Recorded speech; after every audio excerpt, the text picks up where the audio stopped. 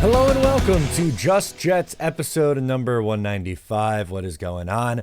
I am your host, Matt O'Leary. I will be hanging out with you guys talking New York Jets football, one of my favorite things to do. We are getting into the personnel changes the New York Jets could be making, as well as getting into why this game against the Buffalo Bills has pretty much turned into an elimination game now. How could we possibly see an elimination game in November, Matt, when there's still so much more time remaining in the season? We will get into that. And of course, we will get into your voicemails. We got to hear from you, your ranting and raving. It probably will do some as well, but we need to hear some from you. But before we do all of that, we got to talk about the lovely sponsor of the program, Manscaped, ready to spice up your Thanksgiving as we dive headfirst into the mountains of mashed potatoes and cranberry sauce.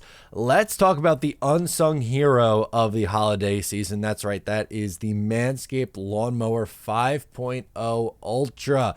This is my favorite addition to the Manscaped lineup. I've been with them since the Lawnmower 3.0. It's gotten progressively better each time. That's right. It's time to go cold turkey. Get it? Cold turkey on your old razor and take care of your own turkey leg with the Lawnmower 5.0 Ultra. Visit manscaped.com and use my promo code JETS20, that is JETS20, for 20% off and free shipping. Enjoy Thanksgiving in style. Gobble, gobble, boys. Gotta love it. Gobble, gobble. All right, let's talk about the New York Jets and the changes that they should make. Now, we found out earlier in the week, Robert Saleh says that they will be not making a quarterback change or a play caller change after not scoring an offensive touchdown in 36 drives. It's been 2 straight games without a touchdown. They haven't scored since the first half against the New York Giants. And no change to the coordinator or the quarterback. And to be fair, 2 things. Both of these things can be true at the same time, but it doesn't necessarily justify keeping the status quo. Zach Wilson was not the sole reason why they lost against the Raiders. He was mostly okay or fine for a majority of that game. Nathaniel Hackett's relationship with Aaron Rodgers is preventing him from getting, I don't know if fired's the right word, but even just taking away the play calling. I don't think that's a realistic option. So really you're only left with your big change could be at quarterback, but Trevor Siemian, they refuse to elevate to the game day roster for whatever reason. And Tim Boyle I don't think he's ever taken his coat off since he's been with the New York Jets on the sideline. I'm pretty sure he's just there to hold a clipboard and to wear a hat and to have a headset on and listen to Nathaniel Hackett and maybe talk to Zach Wilson. That's, I think, his only reason for being here. But the Jets will make changes. They made it pretty clear. Robert Saleh made it pretty clear that they're going to make some changes on the offensive side of the ball. And boy, do they need it, because, oh my God, just how putrid of a performance could you possibly see? Now, there were some nice moments and drives from this game, but that's unfortunately all you're getting are these little moments and fractions in time that almost never result in a touchdown. Like, you get the unbelievable Zach Wilson throw, the no-look pass to Allen Lazard. Great, it picks up a first down. Was it a scoring play? Was it a touchdown? No, it wasn't. And while there are, every single week, a handful of plays, there's probably 3 plays in every game and you go, wow, I'm not sure there's many quarterbacks can do that. But at the end of the day, they're not scoring. They're not putting up production. And it's the same song and dance that's been going on for years now with this team. They just can't figure it out. So what changes can they actually make? I'm going to try to predict what Robert Saleh is going to do, and I'll give my advice on what I would do differently outside of, again, we're not talking a coordinator, a change of play calling, or a change at the quarterback position, but I think the first thing that we will see happen is Michael Carter being inactive and Izzy Abanikanda being activated. Now, earlier in the season, one of the reasons why Robert Saleh has said that Izzy Abanikanda has not been active is because of of pass blocking. There we go. Pass pro situations. He hasn't fully been up to speed there yet, and he doesn't have a role on special teams. You could sell me on the pass pro being important, right?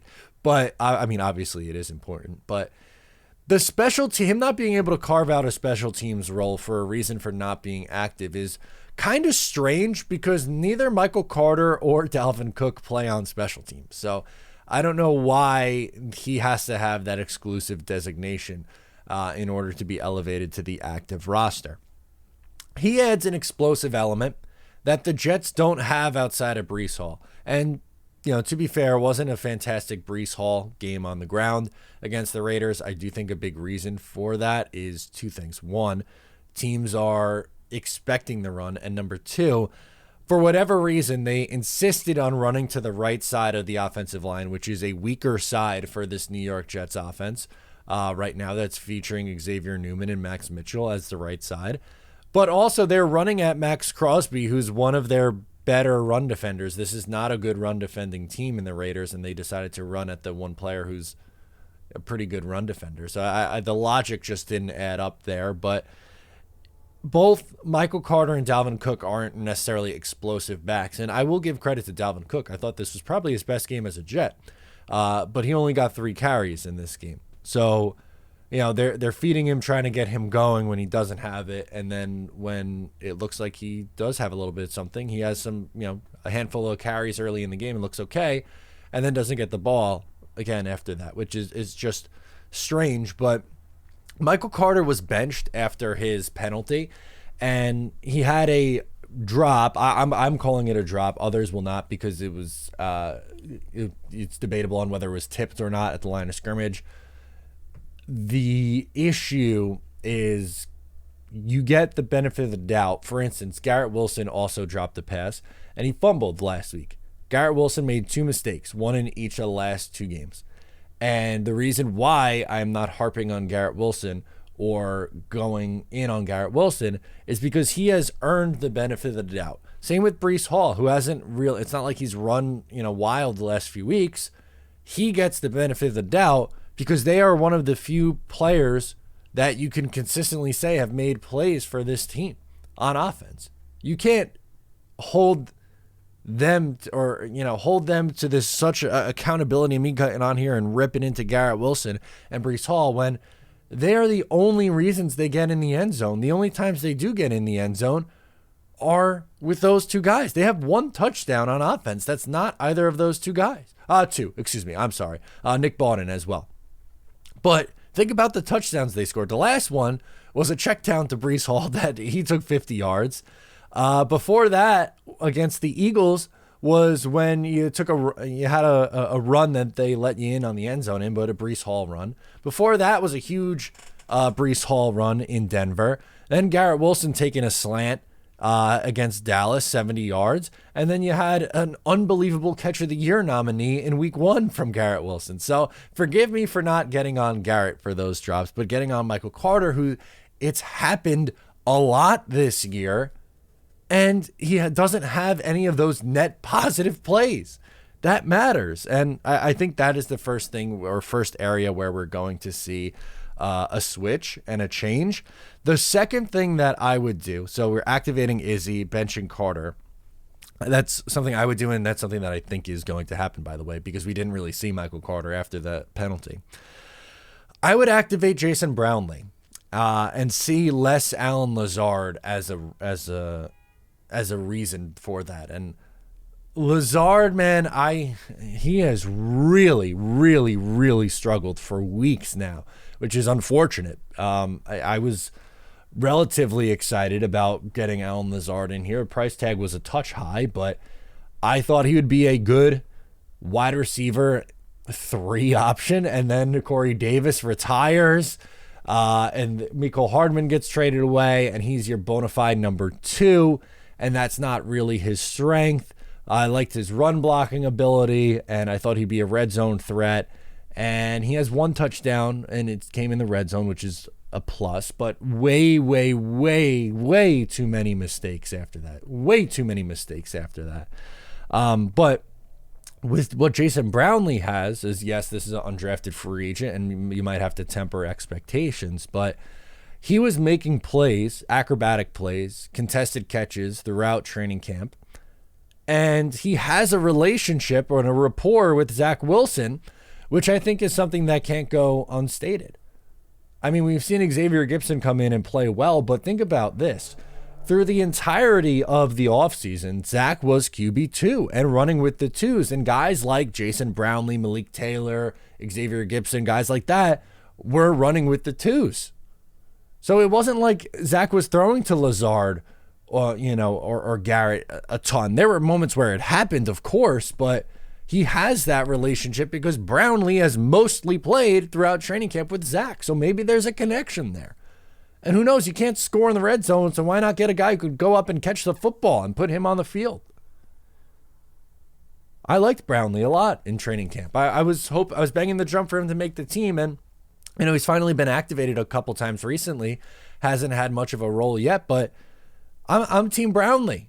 Get him out there, man, especially with Lazard's struggles. And then finally, the last seemingly obvious one, I think, is even less CJ Uzomah, who had two costly penalties, who's been a liability in the run game all year long with his poor blocking.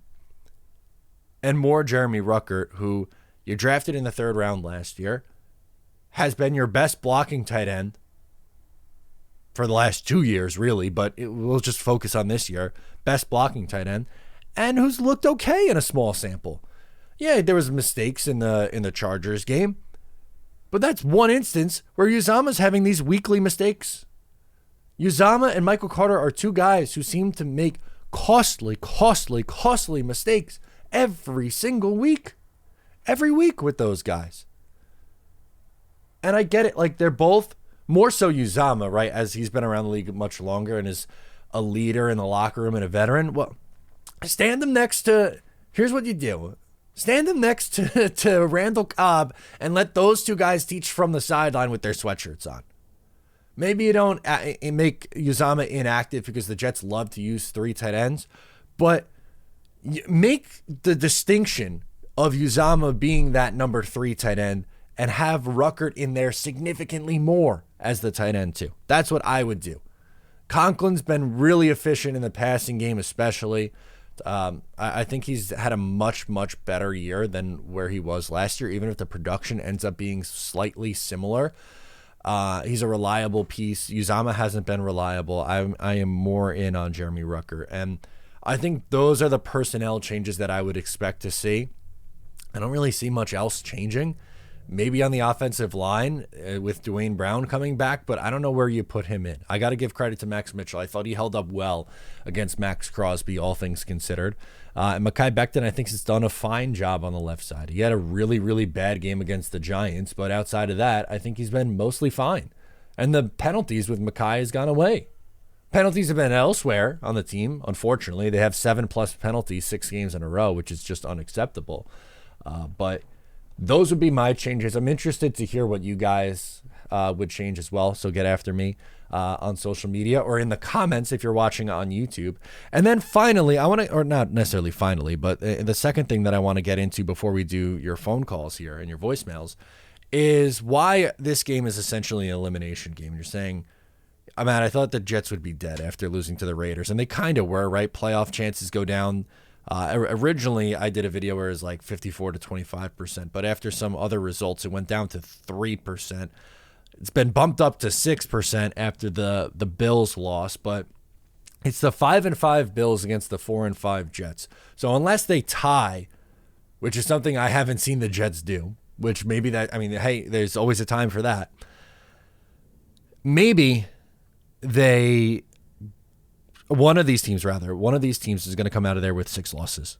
And in the AFC, it is going to be incredibly difficult to climb out of a hole like that because of how stacked it is. Of the wild card teams, you have the Steelers at 6-3, the Browns at 6-3, and then the 7 seed right now is Houston at 5-4. The Bengals are 5-4 on the bubble as the 8. The Colts are 5-5 as the 9. Bills 5-5 are the 10. Raiders 5-5 are the 11. Chargers 4-5 are the 12. And then finally you have the Jets at 4-5, who are the 13th seed. So they have a lot of ground to make up. But a win would really hurt the, not only help elevate you over Buffalo and get you just back on track in general after dropping 2 in a row. But something else that it would do is it's, again, really hurting the Buffalo Bills' chances. And they have not looked good at all. They've looked really bad. They are not the same team without Matt Milano and Tre'Davious White. It's obvious to me that they're not. But here lies the problem. There is a major, major, major problem. And it goes back to what we talked about in the lead, in the first part. They can't score.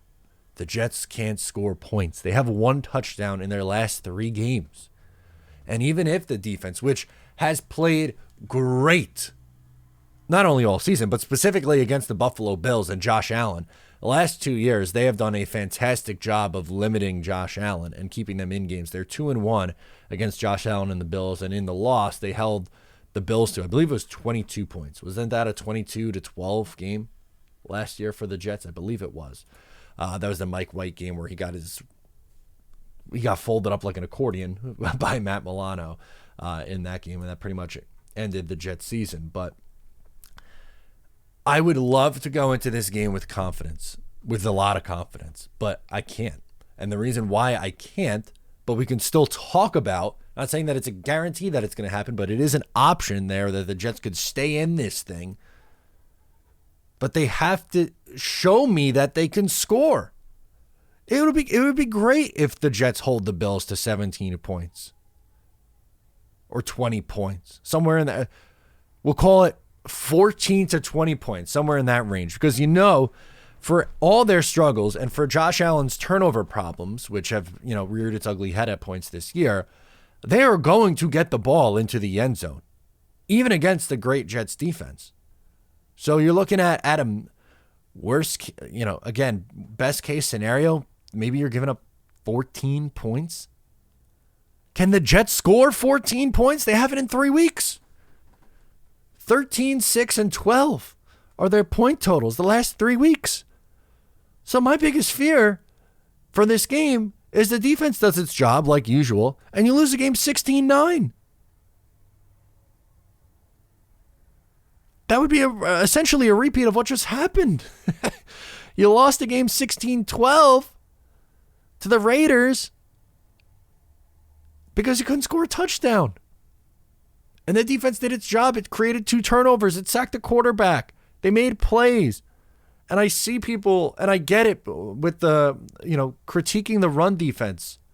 And I hear you. I really hear you. And I do think that there can be improvements on the run defense. I think losing Al Woods also really hurt their run defense. But at the same time, I have a very, very, very hard time expelling any energy on critiquing this Jets defense when night in and night out, they do their job, and it's the offense that lets them down.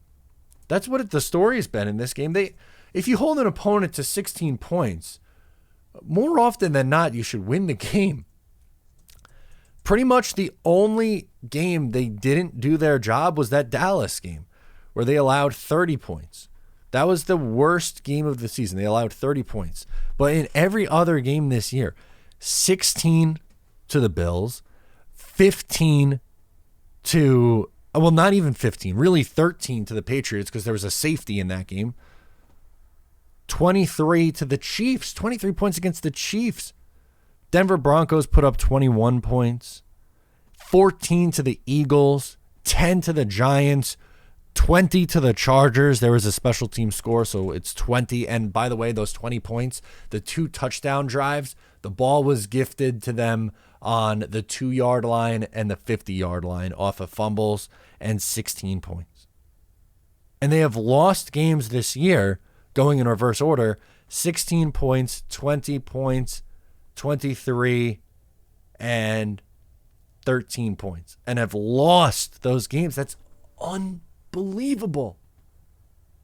And it goes on the offense, who they've scored over 20 points this year. 1, 2, 3 times. 3 times. And 2 of those times, one, you got a special team score in the first one against Buffalo, where you put up 22 points. And the second one against the Eagles, they let Breece Hall into the end zone. They let him in. So if you take out games where the other team allowed the New York Jets into the end zone, so see you Philly, and if you take out special team score and are just looking at the times offenses have put up 20 points, you know what your answer is? It's 0. It's 0, because then you have to take out that there's a safety in the Chiefs game.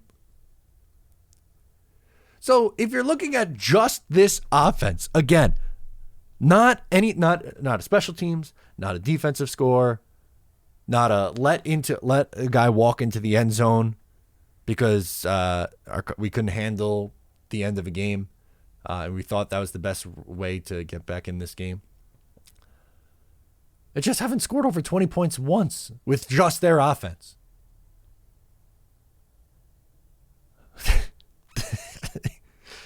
We're approaching Thanksgiving. I know it's their backup quarterback. I know Zach Wilson's not great. I know Nathaniel Hackett's not great. But even by accident, teams are scoring 25 points. It just happens. Oh, my God. It is just so unbelievably frustrating at times with this team. I'm sorry. But the narrative again changes. They have a chance here. If they get to 5-5 and beat the Buffalo Bills, and if some miracle happens and the Raiders rattle off 3 in a row and the Raiders beat Miami, then they're playing Miami for first place. This year is just so bizarre. Again, my prediction is I don't think next week I'm talking to you guys about a potential first place matchup between the Miami Dolphins and the New York Jets. I would not predict that. The NFL is weird, and they're still somehow not out of it after these abysmal performances. But anyway, let's get into your voicemails now. We have a bunch to get into today. I am excited to get us rocking and rolling with, guess who? Constantine, with his thoughts right after the New York Jets' embarrassing loss. Hey, Maddie, this is Constantine from PA. How are you, sir? I'm redoing my message with you. My first one, I had kind of a brain freeze. But I just finished watching the game against the Raiders. Again, we come up short because we can't find the end zone. I mean, I'm going to ask you a question, and I'll pause for a second. Can you tell me the last time we scored an offensive touchdown without looking it up? Because I can honestly try to think, and I can't remember. And that's pretty sad. It's pretty sad for a number of reasons. Number one, because the football field's only 100 yards. And when you get past the 50, you only got to go half the distance to get in the end zone. Unfortunately for us, we get to the 10 or 5-yard line and we go backwards. Holding penalties, false starts, broken plays, interceptions, fumbles. It's ridiculous. It's really hard to watch. But what I also wanted to ask you was, as far as the defense is concerned, which again did a yeoman's job, played hard. I know Mosley got hurt, so I hope to God he's not hurt too seriously, because we definitely can't afford to lose him. But here's my thing, okay? I want to ask you. I'm going to name 4 teams, and you tell me if those teams would be a playoff team or a Super Bowl contender had they had their offense and our Jets' defense, okay? The first team is the Jacksonville Jaguars. Yes. Okay? The second team is the Indianapolis Colts. Possibly, yeah, probably. Okay? The third team is the Houston Texans. Definitely. Okay? And the fourth team is the Cincinnati Bengals. Obviously, yes. Now, as far as I'm concerned, our defense is world class. But you can't keep a defense out there the entire game and expect them to do the same thing week after week. Yep. We're starting to break down on that side of the ball. And unfortunately, our competition is going to get even tougher. Now, you and I both know we got Buffalo in Buffalo, then we got Miami, and then we got a shitload of good teams, one right after the other. I mean, we're lucky if we win 2 or 3 more games the rest of the season, unless we do something drastically on the offense. I'm not even going to mention you know whose name because you know how I feel about it, so I'm not going to waste my time with that. Totally fair. But real quickly, Yes. I want to say thank you to all the veterans. And if anybody yells death to America and burns our flag, everybody that's out there, you have a responsibility to tell them to go fuck themselves. And if they don't like it, they can leave it. They can get the fuck out this country. We don't need them. Okay. And that's right at the 3-minute mark. So we got that in the end. I will say both my grandparents, my dad's side, served in the Army. My grandfather, during World War II, my grandfather and my grandmother was a nurse for the Army and stationed over in Africa. Cool story. She gave birth to my dad's oldest sister while she was over in Africa. So the running joke was that my Aunt Barbara was our African-American aunt. Well, kind of true, not exactly true. But that is the little Matt O'Leary family history you get in there. So I absolutely thank you to the veterans. And to get into Constantine's reaction, it's frustrating when you have an offense that's as talented as, a defense that is as talented as it is, with an offense that just really, really, really struggles to do anything. It's but you're right. Like, you put just about any other offense in here from like the 20th to 25th best offense and up with this Jets defense, and they are a legitimate contender. It's wild. It is wild that they are that bad. Let's go to Jay in Jersey and do some playoff talk, potentially, maybe. Hey, what's up, Matt? Calling in Monday morning after the Jets lost to the Raiders. Couple things. First, I wonder what the playoff chances go to if we were to pull off a win against the Bills and then Miami, since they're both in the division. Like, I'm curious. I don't know if there's like a calculator for that, but if you know that percentage, that'd be cool to share. Also, I think it's fair to say in the run game, seems like Brees is in a little bit of a slump here. I mean, when he's a pass catcher, he's doing great, but I mean, I don't know if it's the line or what, but honestly, Cook looked better as a rusher yesterday. I don't think that's crazy to say. Again, I thought Zach played pretty good. Besides that crucial interception, which, I mean, should happen, but can't happen there, but it did. Besides the back-breaking interception. His pocket presence looked a little, looked better yesterday besides that one sack he got. Was getting the ball out pretty quick. He looked better. It almost seems like, I don't know. It's weird. It's like they let him throw it more. I don't know, man. It's like they they open up the playbook or something. It's so weird. It's like weird how like up and down this offense can be. But I do think they moved the ball pretty well on offense. I just wasn't enough, obviously. But yeah, not sure. If you do know that percentage though, after if we were to win against Bills and Dolphins, just curious what that would be. Not even really confident about either of those games. But just curious. So anyway, just want your thoughts on the game, and if you have that percentage, man, it'd be cool. Go Jets. Yeah, I looked into it. Unfortunately, there was no site that would let you do, like, I'm trying to think of the right word even on this. But there was no site where you could put in, like, if this happens, what does it change to, kind of a thing. Which would have been interesting, but yeah, I think it would increase dramatically because if they win the next two, then they are 6-5. You could survive at 6-5 and with wins in the division. because then Miami would be at worst also 6-5 or 7-4, one spot ahead of the Jets with another game remaining against Miami. So you'd be in it for the division. And honestly, the division might be the easier of the two. Not easy in general. It's not going to be easy in general to make to win the division, but it might be easier than going through the wild card. We have some breaking news while I am recording this. It's not going to be breaking while the time you are listening to this, but I've said it before a few times. I record the show on Tuesday afternoon, evening, so that it could be edited and scheduled out to be released on Wednesday. And while we were recording this, the New York Jets start with a big time personnel move. They straight up release running back Michael Carter. There's some accountability. Look, I liked Carter as a rookie. I did. I liked the pick and I liked him as a rookie. I thought there was some promise. The last 2 years, he's been really, really bad. Really bad. It's unfortunate.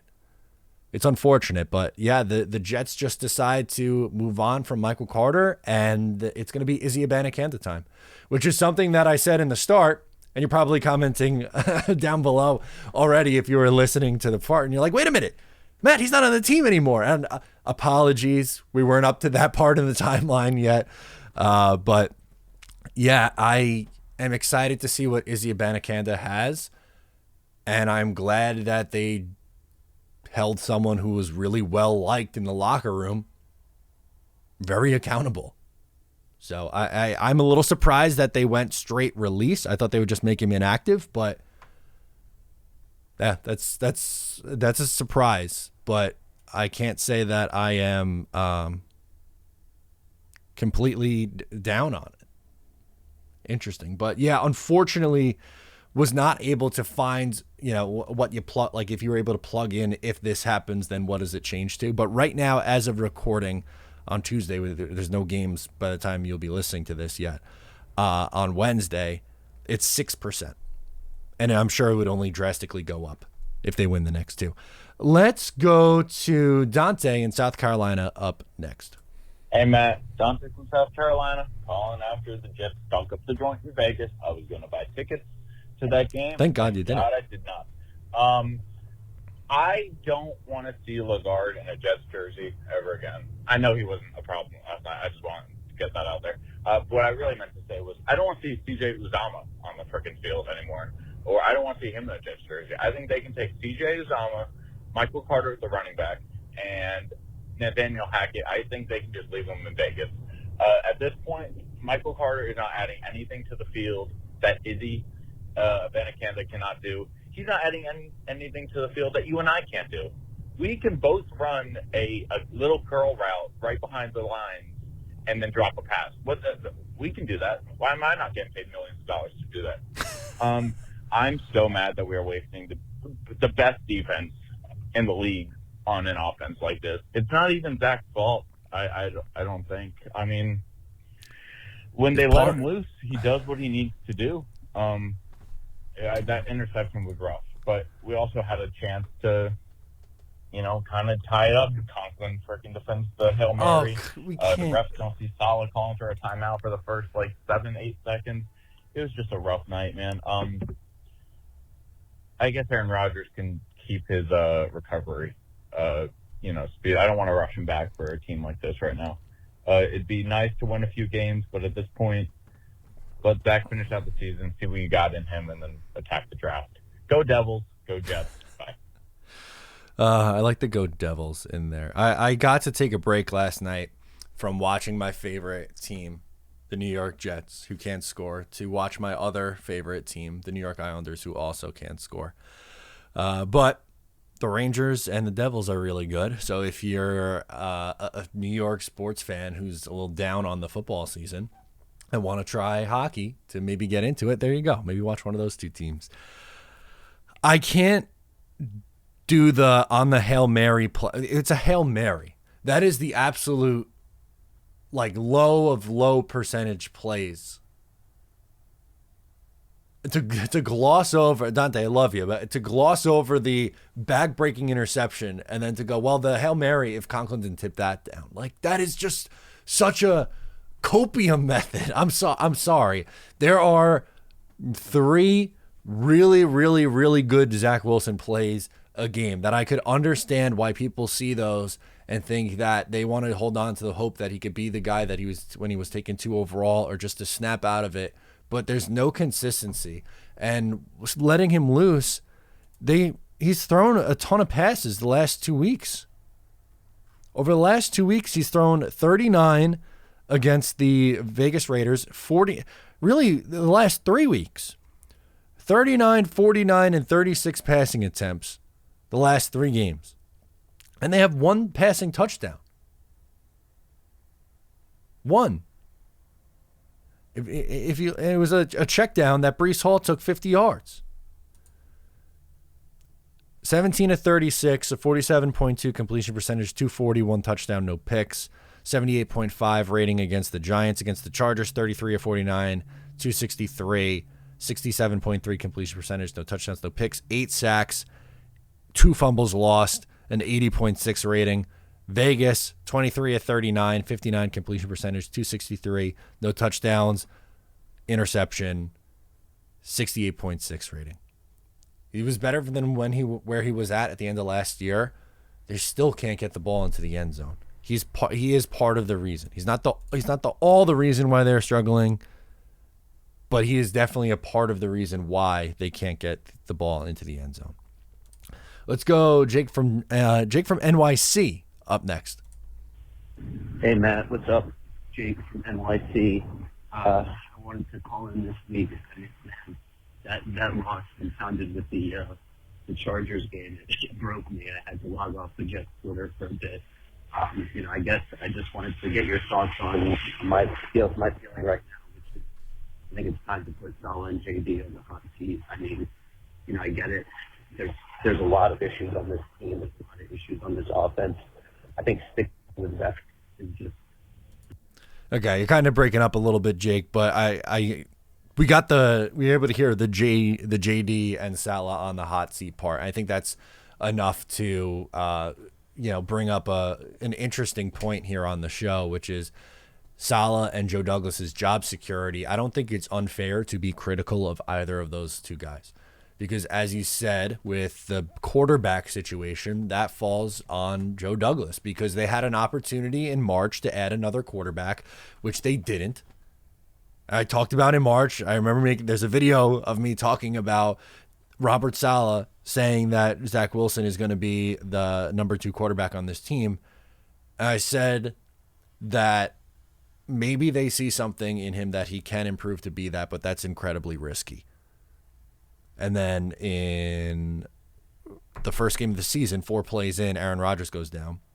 And immediately during the game, after the game, all week, talking about how they have to get another quarterback in here, not even just to potentially bench Zach Wilson immediately, but to have a fallback option in case and to give this team a chance if things go wrong. They don't.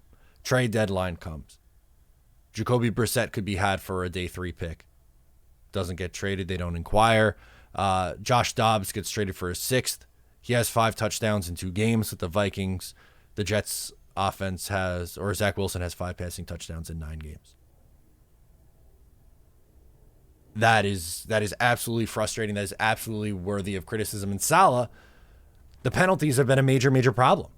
Major issue for this football team. And that falls on coaching. Undisciplined play falls on the coach. Getting out coached by someone who didn't know the challenge rules and who was a linebackers coach 2 weeks ago is not good. That's not good enough, unfortunately. Let's go to Andrew from NYC. He wants to talk about the quarterback evaluation from this team. Hey, Matt. Andrew from New York City. What's up, man? Longtime fan. I just want to talk quickly about the Jets quarterback evaluation. It is evident that we are so subpar compared to the other teams in the NFL at our quarterback evaluation, and it's been our most glaring and biggest problem as an organization for my entire life. And I am so sick and tired of all the misses that we take. I mean, listen, we all were so excited this offseason to replace Zach Wilson. We were foaming at the mouth to replace him with anybody, whether that be Jimmy Garoppolo, who's been benched, Derek Carr, who's been benched. So even the guys we looked at, even if we had them, we would still probably end up benching them and still be in this position. So there's something that we are doing wrong as an organization compared to all the other teams in the league. You watch C.J. Stroud, a second overall pick, light up the NFL, and it makes you sick to your stomach. You see Josh Allen and Lamar Jackson, who were taken after Sam Darnold, light up the NFL. I mean, we all see it as fans. You see other quarterbacks and how much better they do than our quarterbacks. You know, Aaron Rodgers tears his Achilles, whatever. But all of our other quarterback evaluations and the people we brought in the building have been a plague to this organization. We cannot bring a competent quarterback in to save our life or have an offense with a quarterback that's competent. Sam Darnold, Zach Wilson, Josh McCown, Ryan Fitzpatrick, Geno Smith. Let's just go on and on and on about the people we brought in and have missed. And even the people we thought about bringing in have missed. So something is wrong with our quarterback evaluation, and something has to happen. Something from the ownership, GM, coach, location, I don't know what it is. The uniform, we need a quarterback. Whether that's Rodgers next year or whatever, something has to happen. We need to have an offense that can be competent in the NFL. And I'm just tired of this quarterback carousel that we go through every year. Every offseason is the most important part of our season. It's terrible. It's terrible to watch. It's terrible to see. All right, Matt. Thank you for everything. Thanks for the content you put out for us. And I'll be watching. All right. Bye. Thank you, man. Yeah, I appreciate it. It's there's a certain level of frustration that you have to hit, right, when you just whiff that badly each and every single time. It's inexplicable. There's no logical explanation. You would think even once by accident they might find their way into a quarterback, and that hasn't been the case. It hasn't. You know, Darnold, they used top 3 picks on Darnold and Zach Wilson, and both guys were not the answer. It took Geno Smith 10 years to figure out how to be a starting NFL quarterback on his 4th team. Maybe Chad would have been that guy if he didn't get hurt, but injuries play a factor. Like, it's just so frustrating. It really is that they can't figure out this position. And especially this year, they are wasting an elite level defense in the process. Daryl from North Carolina wants to talk some Zach and New York Jets. Yes, this is Daryl, first-time caller, calling from North Carolina. Long-time New York Jets fan. I just don't understand. We go through the same thing, it seems as though, every single year. And for some reason, this year should be an exception, being that we got a phenomenal defense. And although we're missing our primary quarterback, we're going with Zach Wilson. And I know I can't blame him entirely for what happened yesterday, but definitely he has a lot to do with it. But I just don't understand why not give some of the other quarterbacks, at least, not the other quarterback, but I can't think of his name right now, but the one Simeon? that we just got, at least give him an opportunity to at least try to make a difference, to spark something in the team, maybe even in the offense. Maybe they can, do something entirely different with him as opposed to Wilson. But just to throw the entire season away, because that's what's going to happen here. We already lost 2 games. We got a game coming up And I'm not even feeling really good about that game coming up. But it's heartbreaking that we go through the same thing, seem like every year. But this year should be an exception, given that we do have a phenomenal defense, and we should at least try to make a difference, you know. And I don't know.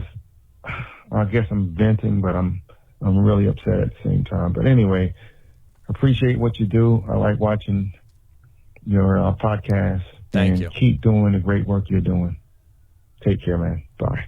I appreciate that. Thank you for the kind words. And yeah, I do get that frustration, and that's been the theme with these calls, right? It's because you see just how good this defense is and how much the offense is holding them back. And I don't know why they won't even activate Trevor Siemian, right? They bring him in, he's on the practice squad. Why not activate him?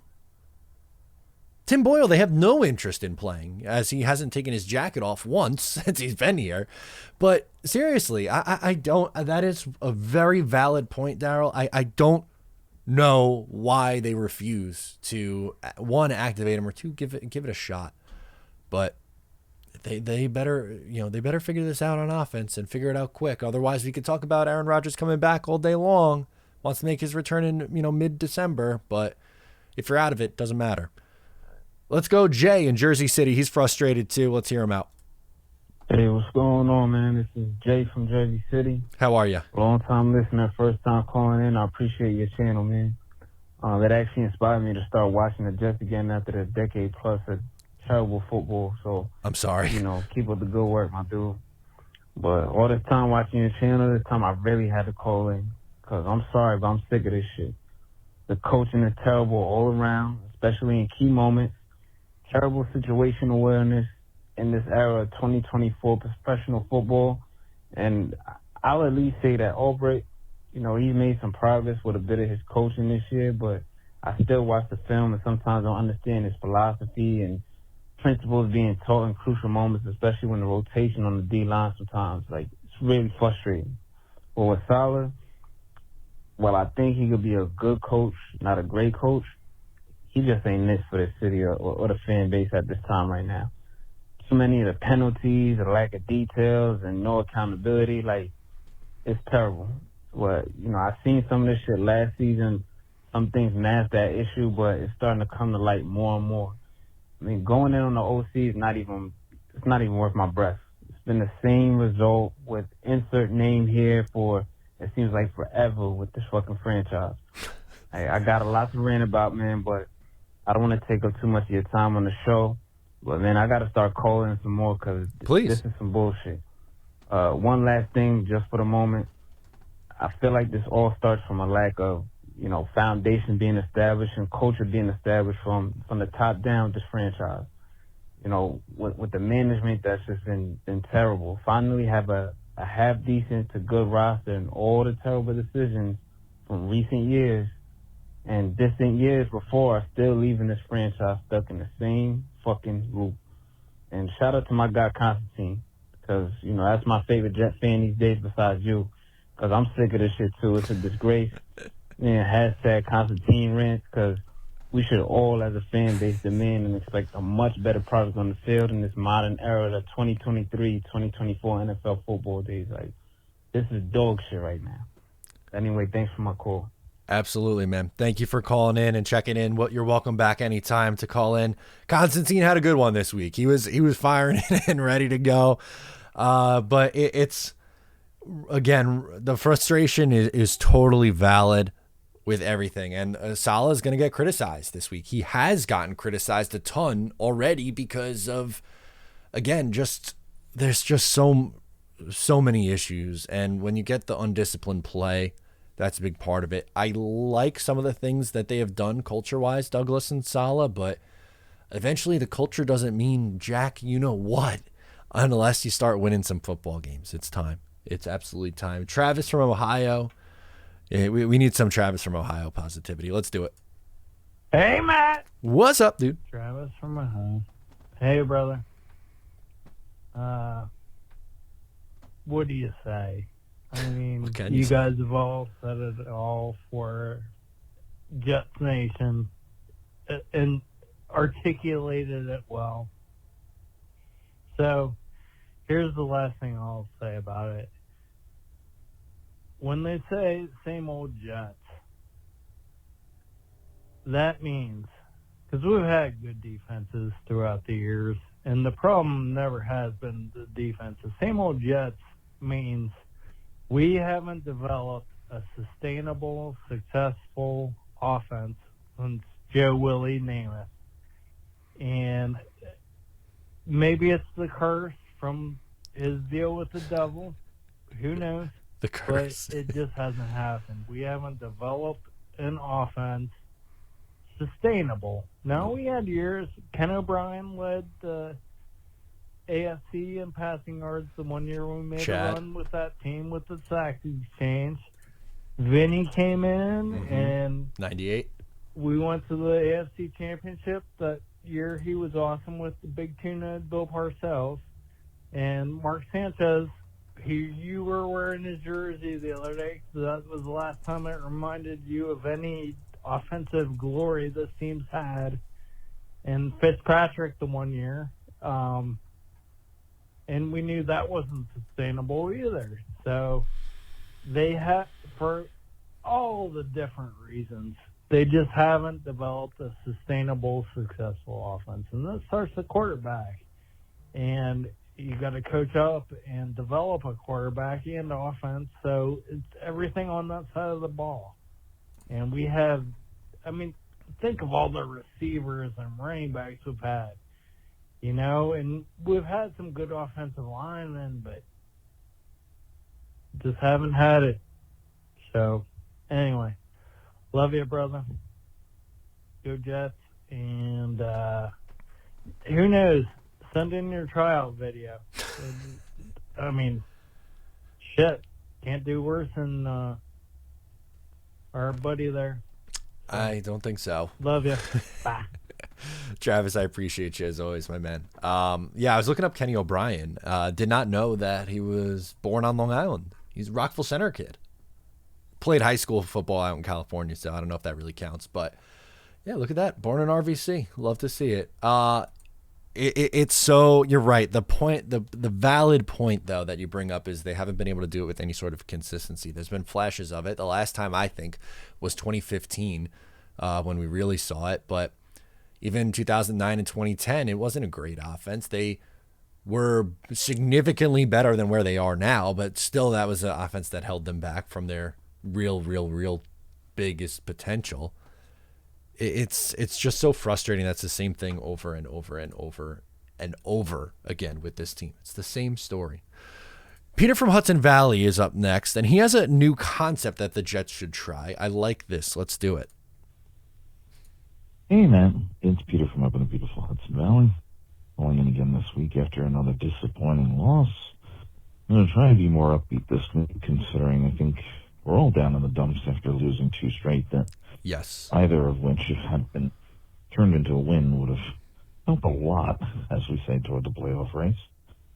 Calling in to comment on the insanity that has gone on these last few weeks. As you have mentioned in several of your videos, the notion that doing the same thing over and over again and expecting a different result is really the definition of insanity. And this team is driving us all nuts, to say the least. We really need to make some changes, one of which is something I've been beating the drum about in a lot of my calls for the last several seasons. So I'm going to reiterate it again here, and I think it's critical. Besides changes on offense with personnel and stuff, when you win the toss, you elect to actually take the ball and go down the field and score. They really should be practicing all week a series of 10, 12, however many plays they need to that are high percentage plays, good calls, 1, 2, get the ball out quick. Whatever you got to do to get back on the field and score an opening drive touchdown. The Jets are the only team in the NFL not to do that so far this season, and they were the only team to not do it so long into last season as well. And it's really ridiculous that they have not been able to do that. And then play with a lead, that'll make your defense even more motivated to go out and start kicking butt and taking names.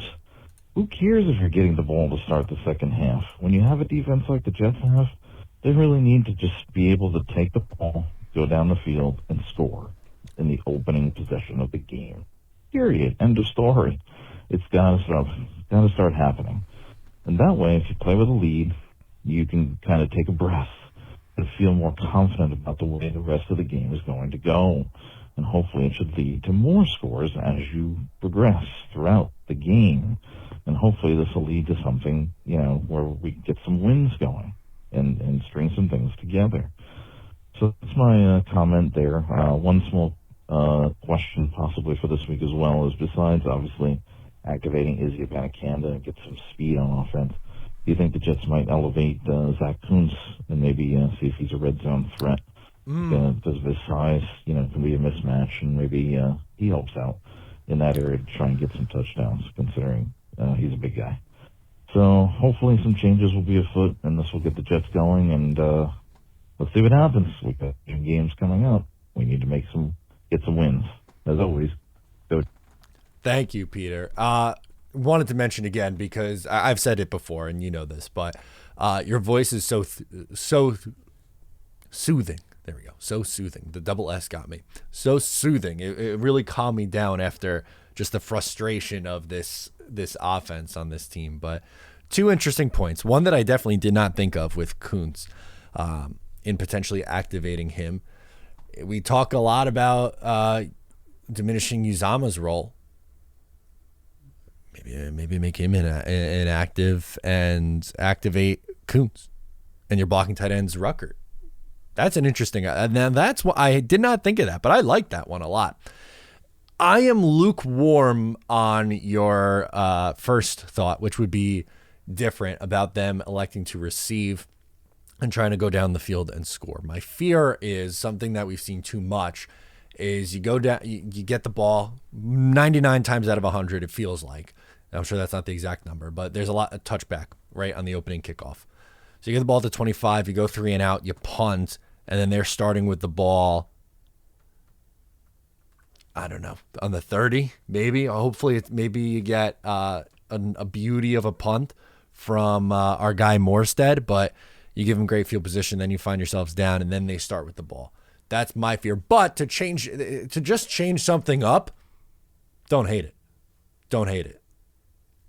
That's interesting because we have seen teams go down the field and score, but the Jets are really bad at that. This was the first time all season against the Raiders that they scored on their opening possession. It was a field goal too. It wasn't a touchdown, but they almost never score on their opening possession. So I think it's risky, but it's interesting to change that up. Let's go and close out with our guy, Caden from upstate New York. Hey, Matt, this is Caden Smith calling from upstate New York on a Tuesday. After watching the Bills lose in primetime, that was awesome how they lost that game. But I'm calling in as just a Jets fan who needs to vent. Please. We're sick of this, seeing the same shit, different week, of us not being able to score a freaking touchdown and wasting our championship-level defense.